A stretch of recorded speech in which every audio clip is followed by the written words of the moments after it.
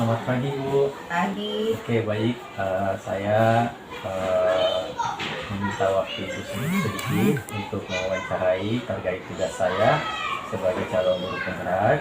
Jadi ada pun nanti yang akan kami tanyakan yaitu tentang bagaimana Ibu dalam pengambilan keputusan yang selama ini dijalankan di sekolah, terutama untuk kasus-kasus yang dinilai kebijakannya itu bersinggungan dengan kasus-kasus di dalam etika yang mempunyai kebenaran yang sama. Oke baik Bu, untuk persingkat waktu mungkin kita mulai saja Bu. Yang pertama mungkin yang saya tanyakan Bu, selama ini bagaimana Ibu dapat mengidentifikasi kasus-kasus yang merupakan dilema etika atau rujukan moral? Tindakan yang kami ambil sebagai pemimpin di sekolah ini kalau menghadapi kasus-kasus yang ada atau muncul di sekolah ini, yaitu pertama-tama yang saya lakukan adalah mengidentifikasi dulu kasus apa, kemudian ada pendekatan pribadi kepada si yang bersangkutan itu, apakah benar seperti ini masalahnya. Nah, jadi tidak mendengar dari masukan-masukan sepihak saja, tetapi itu kita mengidentifikasi, kemudian kita menentukan langkah apa yang harus kita ambil untuk untuk keluar dari masalah itu supaya tidak berlarut-larut seperti yang ada itu. Kemudian meminta masukan-masukan dari teman-teman, ya, karena mereka yang terjun langsung di hal seperti itu. Demikian. Baik, terima kasih. Selanjutnya, selama ini Ibu menjalankan pengambilan keputusan di sekolah Ibu, terutama untuk kasus-kasus di mana ada dua kepentingan yang sama-sama benar atau sama-sama mengandung nilai kebajikan. Biasanya kalau ada hal seperti itu, kita harus melihat dari berbagai segi, dari luar, dari dalam. Ya, biasanya meminta masukan dari wali kelas, ya, dari guru-guru senior yang ada di sekolah ini, kemudian dari berbagai pihak lah, supaya kita gampang mengambil tindakan atau keputusan apa yang cocok untuk untuk keluar dari masalah itu. Ya, karena terkadang yang bersangkutan itu merasa juga dirinya benar. Karena itulah kita harus mengambil input dari luar, kemudian kita dudukkan bersama, lalu kita mengambil keputusan apa yang terbaik untuk kepentingan kita semuanya di dalam sebagai suatu keluarga besar di sekolah ini. Demikian. Selanjutnya, langkah-langkah atau prosedur seperti apa yang biasa Ibu lakukan selama ini? Ya, yang biasa kita lakukan di sini adalah sebagai seorang pimpinan, sebagai seorang teman, sebagai seorang keluarga, tentunya kita mengadakan komunikasi dulu, memahami kasus apa yang terjadi, ya. Kemudian kita mengumpulkan rapat kecilan, secara kekeluargaan, mengumpulkan guru-guru, kemudian menerima masukan-masukan, kemudian menentukan langkah-langkah apa yang harus kita ambil, tentunya sebagai pimpinan harus mengambil suara yang terbanyak, yang terbaik untuk keputusan yang akan diambil dalam lingkungan sekolah kita atau dalam lingkungan kita di sini, itu di sekolah. Selanjutnya mungkin hal-hal apa saja yang selama ini Ibu anggap efektif dalam pengambilan keputusan pada kasus-kasus dilema etika? Ya, mengambil keputusan itu suara terbanyak. Iya, suara yang terbaik dari, ya, namanya juga sebuah keluarga, sebuah lembaga. Saya selalu mengatakan bahwa dalam lembaga itu, dalam sekolah lingkungan kita di sini itu adalah sebuah keluarga baru. Ya, karena itu mengambil keputusan yang terbaik untuk semua. Selanjutnya mungkin hal-hal apa saja yang selama ini merupakan menjadi tantangan dalam pengambilan keputusan terhadap kasus-kasus dilema etika? Mungkin ada tantangan yang harus dihadapi dalam pengambilan keputusan. Tentunya dalam mengambil keputusan itu sebagai seorang pimpinan pastinya ada yang pro dan ada yang kontra. Nah, yang pro atau yang kontra itu kita rangkul, kita berikan pemahaman sebagaimana mestinya agar ya mengeluarkan dirangkul diberikan pemahaman agar mereka mengerti bahwa oh inilah kebersamaan dan seperti inilah keputusan yang harus dijalankan, walaupun dari hati nuraninya mungkin yang tidak cocok, tetapi sebagai sebuah, kembali lagi saya bahwa sebagai sebuah keluarga ya yang terbaik lah yang akan dipilih, seperti itu mungkin. Apakah ada Ibu memiliki jadwal tertentu dalam sebuah penyelesaian kasus dilema? Apakah Ibu langsung menyelesaikan di tempat atau ada jadwal tertentu menunggu waktu ataukah prosedur tertentu dalam menyelesaikan masalah dan menentukan keputusan? Kalau masalah waktu tidak ada waktunya, yang artinya tidak ada waktu khusus.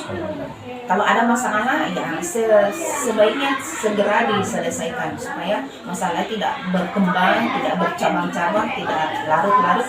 Jadi sebaiknya harus segera dituntaskan supaya semuanya enak. Apakah adakah seseorang atau faktor-faktor yang selama ini mempermudah atau membantu Ibu dalam pengambilan keputusan dan kasus-kasus dilema etika? Apakah ada sosok atau faktor-faktor lain yang bisa membantu atau memudahkan Ibu dalam pengambilan keputusan?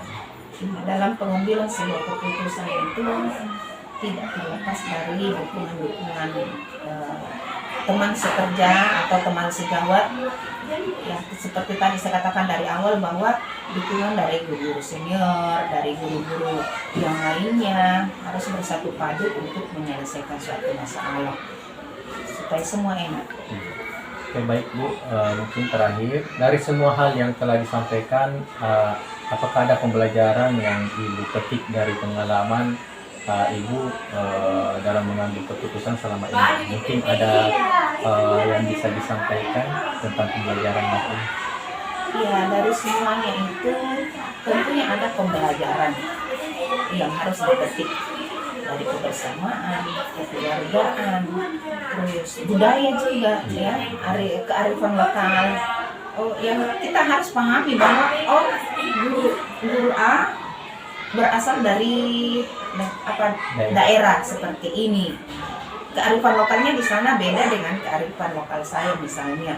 Jadi kalau saya itu harus dipahami juga setiap guru bahwa kearifan lokalnya seperti itu. Mungkin masih karena kita ini berasal dari daerah ya, pastilah terbawa-bawa dari kecil. Jadi semuanya itu bisa dipadukan, dipahami oleh seorang pimpinan. Dipahami A seperti ini, B seperti ini, supaya semuanya dikolaborasikan untuk keluar dari masalah itu dan menjadi pengalaman dan pembelajaran yang berharga juga bagi setiap insan yang ada di sekolah ini. Demikian. Baik, terima kasih banyak Bu atas waktunya. Semoga kita senantiasa diberi kesehatan dan diberi kemudahan dalam menjalankan tugas. Baik, terima kasih. Iya, terima kasih.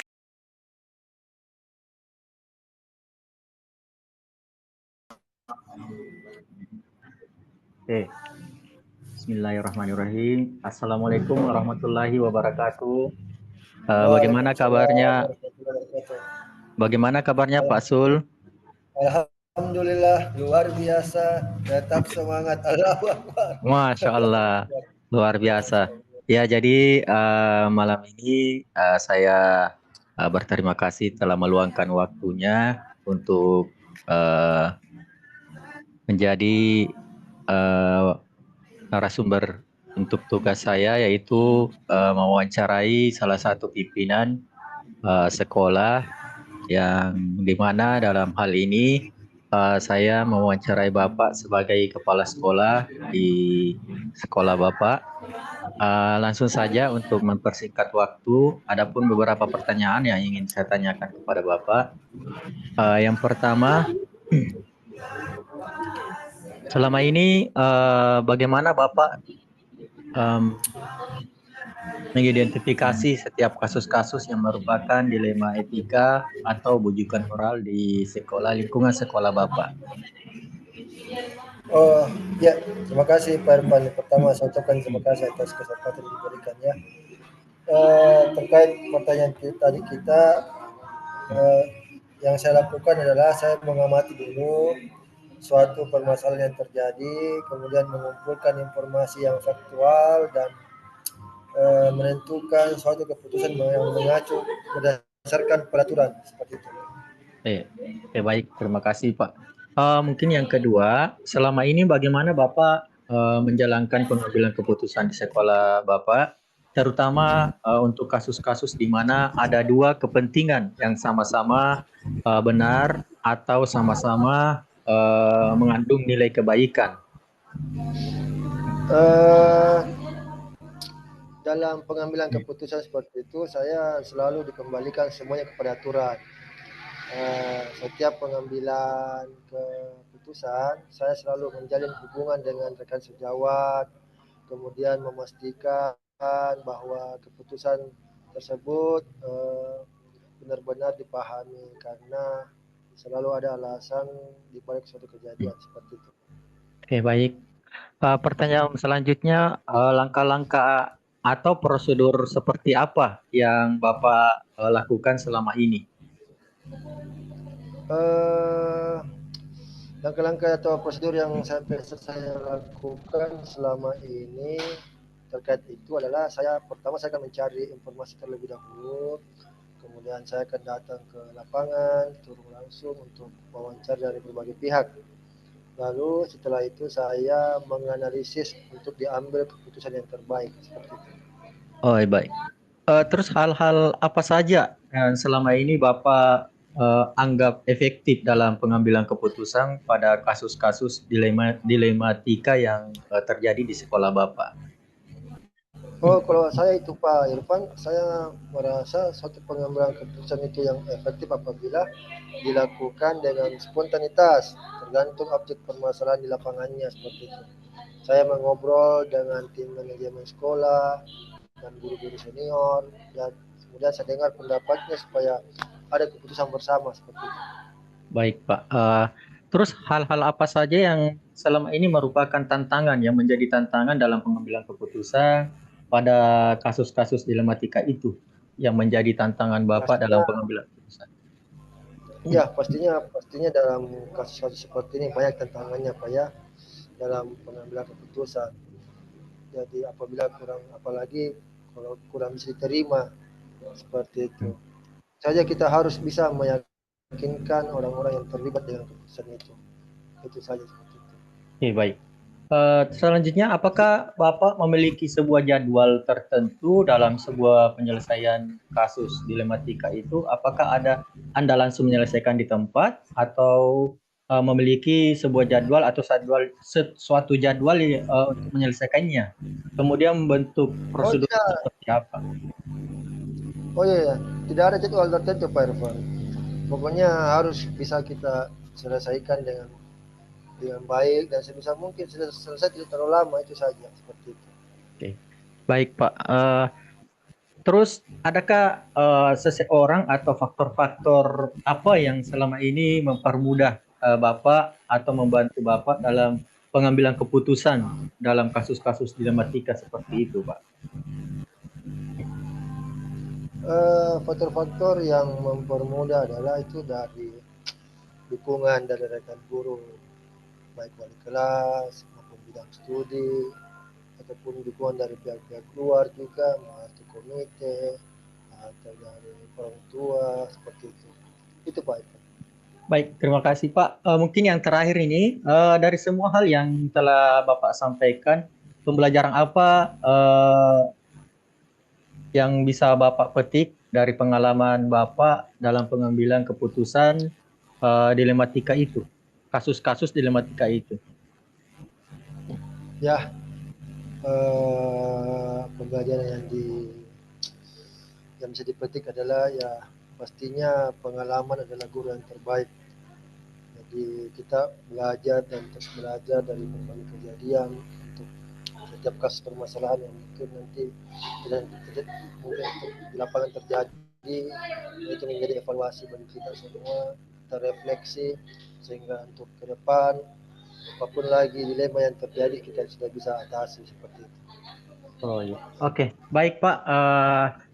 Ya, Alhamdulillah, terima kasih saya ucapkan sekali lagi telah meluangkan waktu untuk siap.